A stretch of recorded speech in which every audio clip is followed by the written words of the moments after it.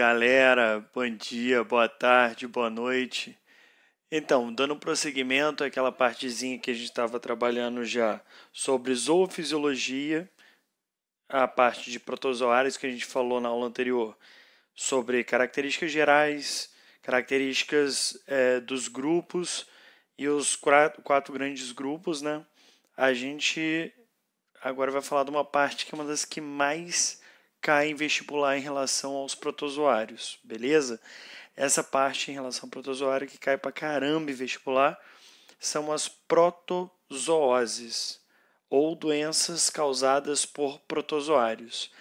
Eu vou fazer esse primeiro vídeo aqui, que eu vou trabalhar de uma maneira geral todas elas, tá? As principais na realidade, né? E depois, em um outro vídeo, eu vou trabalhar especificamente o ciclo de cada uma dessas doenças, né? Beleza? Então, como características gerais a respeito dessas doenças, a gente precisa saber, primeiro, o nome de cada uma delas, depois, o agente etiológico. O que seria isso? É aquele que causa a doença. É o agente causador, beleza? No caso, é algum protozoário, porque a gente está trabalhando protozoose, beleza? Vetor. Existem aquelas que possuem algum vetor e aquelas que não possuem vetor, beleza? As que possuem vetor, vocês têm que saber quais são esses vetores ou qual é esse vetor. O modo de transmissão é basicamente como você consegue se contaminar com essa doença, como você vai conseguir pegar essa doença. Sintomas comuns, nem todas elas vão ter sintomas comuns. Quando eu falo sintomas comuns, estou falando de sintomas mais característicos da doença. Porque igual se eu virar para você, para qualquer doença, falar, os sintomas são febre, diarreia, ou febre e vômito. Existem várias doenças que podem gerar esses sintomas. Então, esses sintomas, eles não são sintomas específicos, eles são sintomas genéricos, beleza? Quando eu falo de sintomas comuns, eu estou falando dos sintomas mais comuns em relação a um tipo específico de protozoase, beleza? Que vai ser relativamente diferente das outras. E profilaxia seria uma forma de prevenção, uma forma de você prevenir essa protozoose, beleza? Primeira que a gente vai ver então é a amebíase, tá? A amebíase é uma doença causada por um tipo de protozoário do grupo dos Rhizópoda ou sarcodíneos, beleza? O agente etiológico é a entamoeba histolítica, beleza? É o que a gente popularmente conhece como ameba, tá? Lembrando que nem todas as amebas vão ser parasitas, né? Vão causar doença. Existem aquelas de vida livre. No caso dessa entamoeba histolítica, ela vai ser o agente etiológico da amebíase, beleza?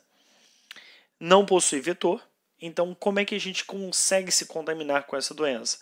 Por meio da ingestão de água ou alimento contaminado com o cisto da entamoeba histolítica.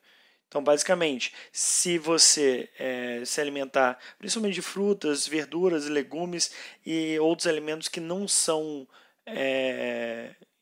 cozidos, fervidos, assados para a sua ingestão, são mais comuns de virem com esse cisto.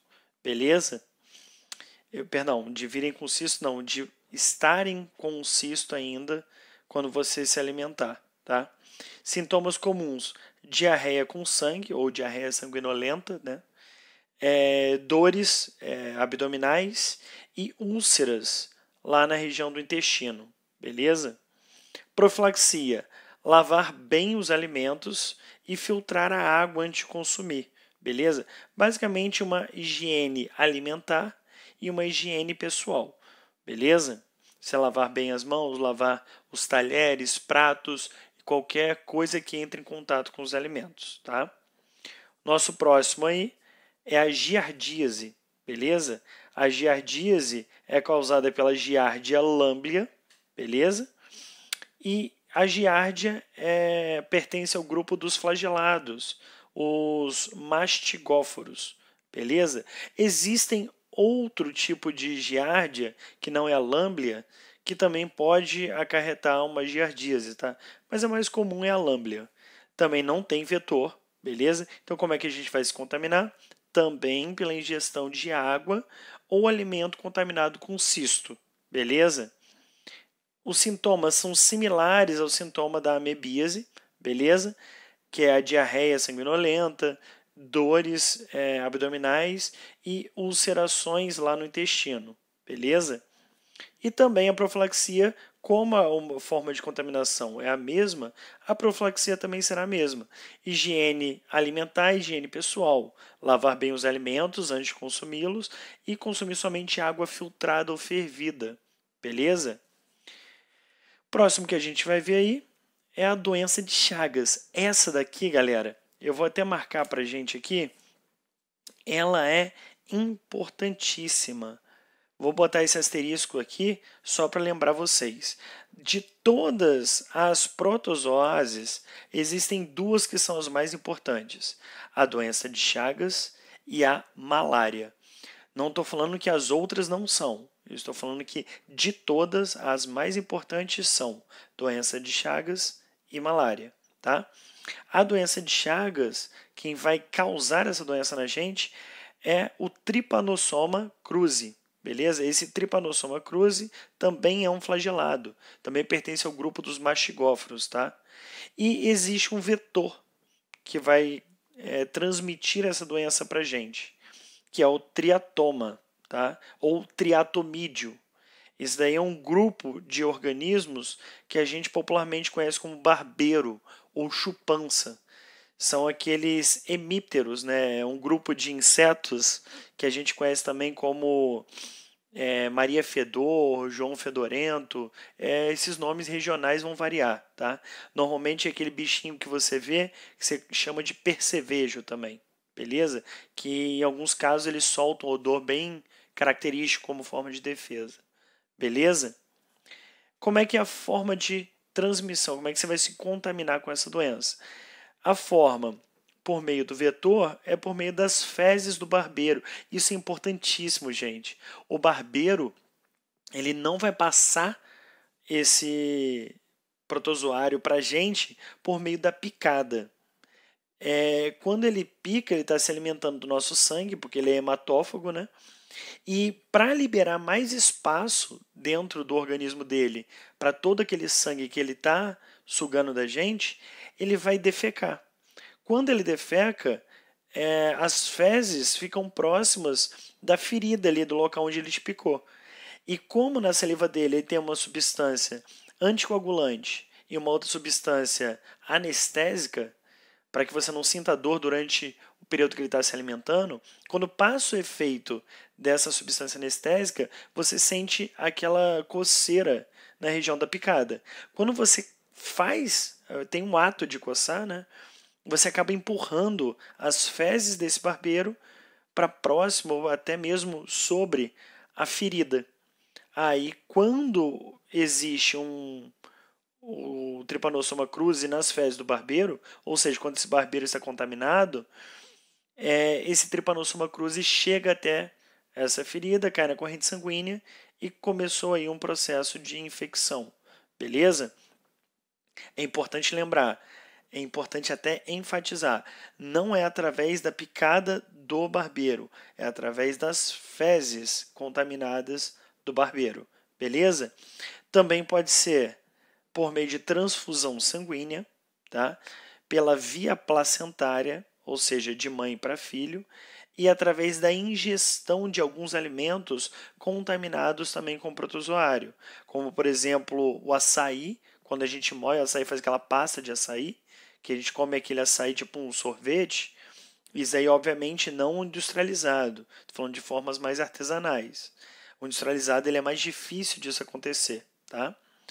E a garapa também, garapa que é o caldo de cana. Quando você vai comer um pastel, por exemplo, tomar um caldo de cana, aquele caldo de cana que é moído na hora, se a cana não for higienizada, tá? Existe a possibilidade de existirem fezes do triatoma contaminada ou até mesmo resíduos contaminados, né, com o próprio protozoário, tá? Aí, por meio dessa ingestão desses alimentos, a gente vai começar um processo de infecção pelo triatoma, perdão, falei triatoma várias vezes, pelo tripanossoma, tá?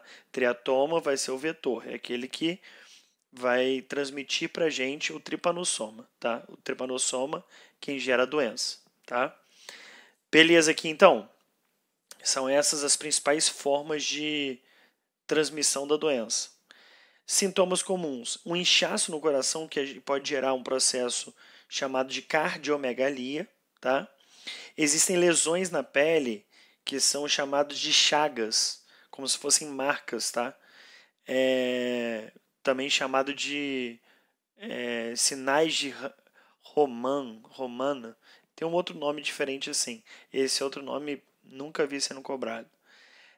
A hepato e a esplenomegalia, tá? Que é o aumento do fígado e aumento do baço, tá? Hepato, fígado, espleno, baço.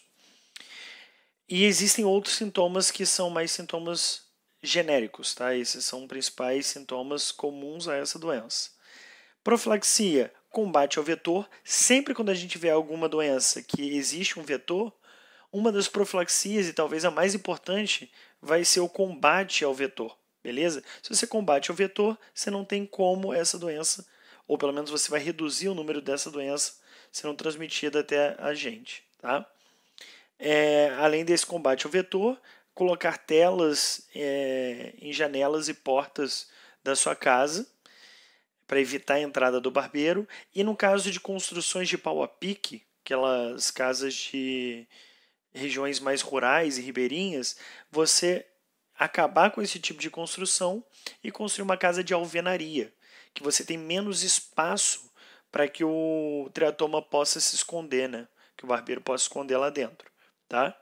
Mas o mais importante é evitar a invasão de meios e zonas rurais ou silvestres, porque com a grande expansão urbana, a gente está ocupando um local natural do triatoma. Então, ao invés do triatoma encontrar a forma de alimento comum a ele na natureza, seriam, sei lá, preás, pacas, gambás, pequenos e médios mamíferos em geral, ele vai acabar tendo que se alimentar da gente, por causa da invasão urbana em regiões rurais e silvestres. Beleza? E além disso, não falei para os outros também, mas uma profilaxia genérica é tratamento dos enfermos, tá? Você tratar quem é doente, você também garante uma forma de profilaxia. De quem é não, perdão, de quem está. E uma outra profilaxia para essas duas aqui seria também saneamento básico, né? Garantir que exista uma barreira sanitária entre alimento e dejetos. Beleza? Próximo aí é a nossa leishmaniose. A leishmaniose ela vai ser causada pela Leishmania brasiliensis, tá? Que é o agente etiológico. Também é flagelado, ou seja, também pertence ao grupo dos mastigóforos. Tá? Também existe um vetor, que é o mosquito Lutzomia, ou Lutzomia. Tá? Alguns locais você vai encontrar o termo flebotomis, tá? É um nome mais genérico, tá? O Lutzomia eu estou falando a nível de gênero.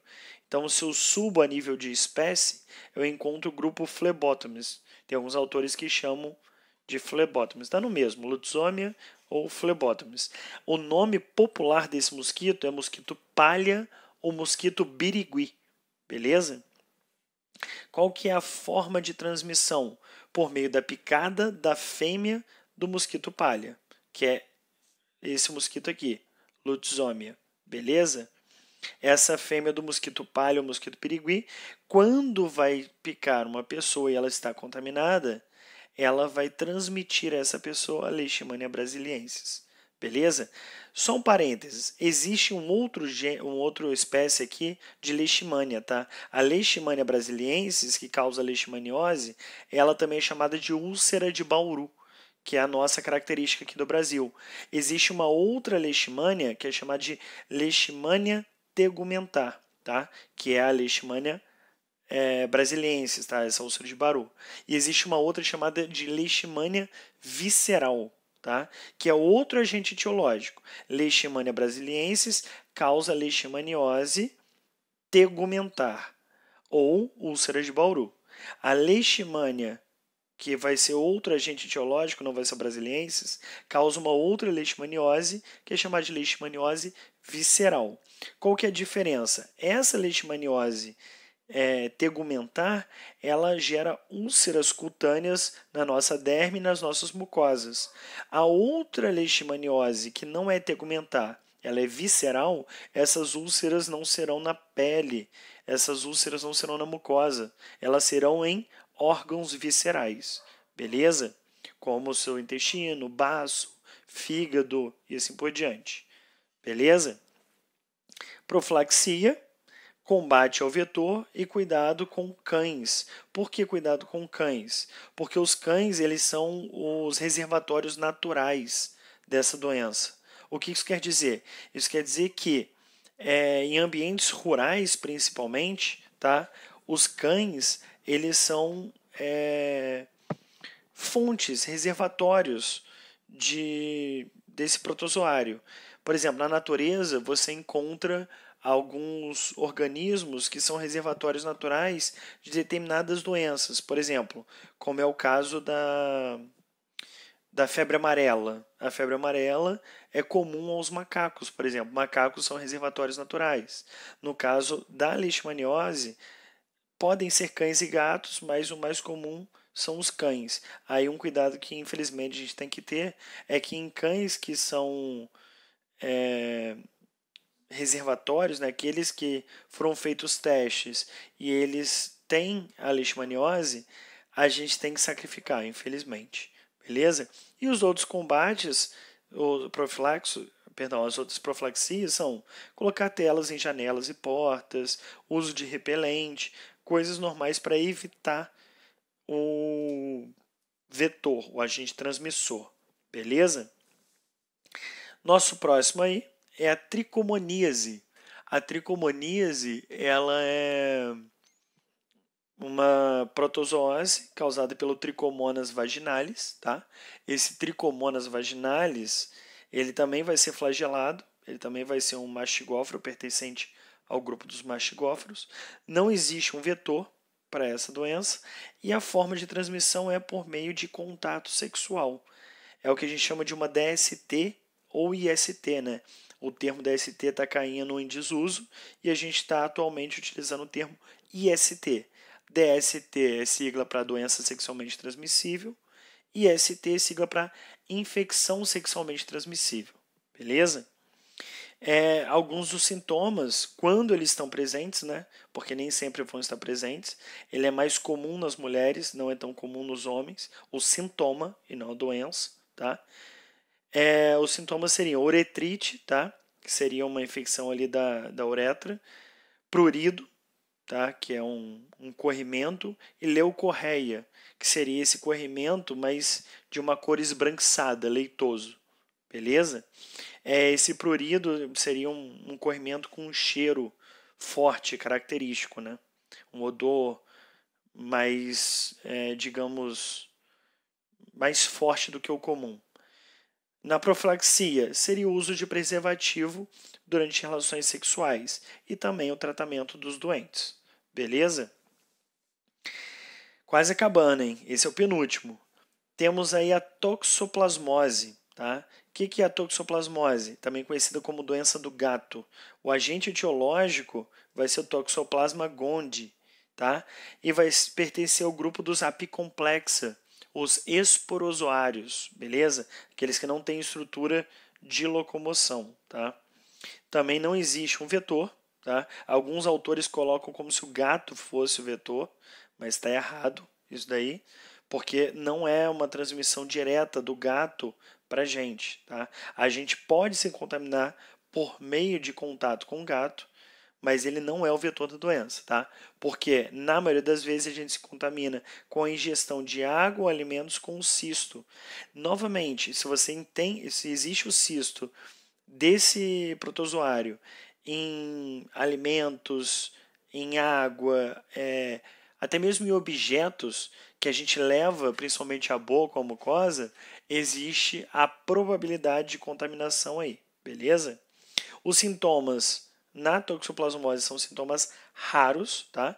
Normalmente as pessoas não manifestam sintomas quando são acometidos pela toxoplasmose, mas ela é perigosíssima no caso das gestantes. Quando uma mulher está gestando e ela tem toxoplasmose, existe uma chance desse protozoário atravessar a barreira placentária e interferir na formação embrionária do filho dela, beleza?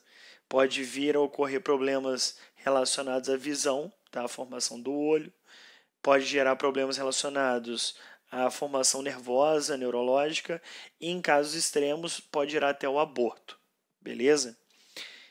Uma forma de profilaxia é essa higiene alimentar que a gente já falou, lavar bem os alimentos, filtrar a água, tomar água filtrada ou fervida, higiene básica e cuidados com os gatos. Por exemplo, se você tem gato na sua casa, é comum você perceber o comportamento de gato ficar se lambendo. Tá? Então, quando o gato está se lambendo, ele está se higienizando e ele tem esse toxoplasma, ele está também passando esse cisto do toxoplasma pelo pelo dele. Então, quando ele se esfrega na sua cara ou quando você faz carinho nele e leva a mão à mucosa, à boca ou coisa do tipo, sem antes higienizar, é uma grande possibilidade de infecção. Tá? Existe aí a possibilidade de infecção. E os casos mais comuns que a gente vê são em crianças que brincam nesses parques onde tem tanques de areia, né? Porque gato adora fazer o cocô, né? Excretar, defecar nesses tanques de areia, e criança brincando ali, mete a mão na areia, leva a mão à boca e tal. Esse tipo de comportamento pode também favorecer a infecção, a contaminação, tá? E por último, um dos mais importantes, tá? Lembrando vocês, doença de Chagas e malária são duas das mais importantes protozooses, tá? O que a gente enxerga aqui? A gente enxerga o Plasmodium SP como agente etiológico. Por que SP? Porque eu estou abreviando isso daqui. São muitos não, são 4 espécies diferentes. Mas para não ter que ficar escrevendo o nome, a escrita binomial científica, né, de cada uma das espécies, como todas pertencem ao gênero Plasmodium, a gente abreviou Plasmodium SP, tá? Numa próxima aula eu vou falar direitinho quais são Plasmodium vivax, Plasmodium malari, Plasmodium falciparum e Plasmodium ovale, tá? Vou escrever direitinho, vai estar tudo explicadinho. Também pertence ao grupo dos apicomplexas, os esporozoários, tá? E existe um vetor, que é o mosquito Anopheles, tá? Do gênero Anopheles. Esse mosquito é conhecido popularmente como mosquito prego. Tá? A forma de transmissão é por meio da picada da fêmea do mosquito prego. Beleza? Aí é mais ou menos a mesma forma que a gente enxerga na leishmaniose. É porque esse protozoário ele chega a invadir a região das glândulas salivares do aparelho bucal desses mosquitos. Aí quando eles picam a gente para sugar o nosso sangue, eles liberam também a saliva, que é anestésica e anticoagulante. Como esses protozoários invadiram as glândulas salivares, eles saem junto à saliva dentro do nosso organismo. Beleza? Os principais sintomas em relação à malária vai ser basicamente a febre intermitente, que é uma febre que ela vem periodicamente, em tempo bem determinado. Existe a anemia e existem outros sintomas que não são tão característicos assim, são mais genéricos. Então, a anemia junto a essa febre intermitente são os sintomas mais característicos, beleza?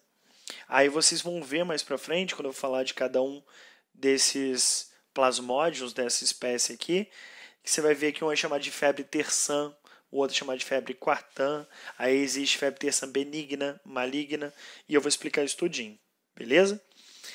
Profilaxia, combate ao vetor, como qualquer doença que existe vetor, tá? Existe combate ao vetor como forma profiláxica, tá? a instalação de telas em portas e janelas da casa, o uso de repelente, de inseticida para combate desse vetor, para prevenção contra a picada desse vetor. Beleza, galera? Como eu já falei para vocês, essa foi uma primeira parte mais resumida sobre as principais protozooses, tá? E principais características relacionadas a isso. Vai ter uma segunda aula em que eu vou gravar para vocês aí o ciclo reprodutivo dessas protozooses, o ciclo de vida das protozooses relacionadas às doenças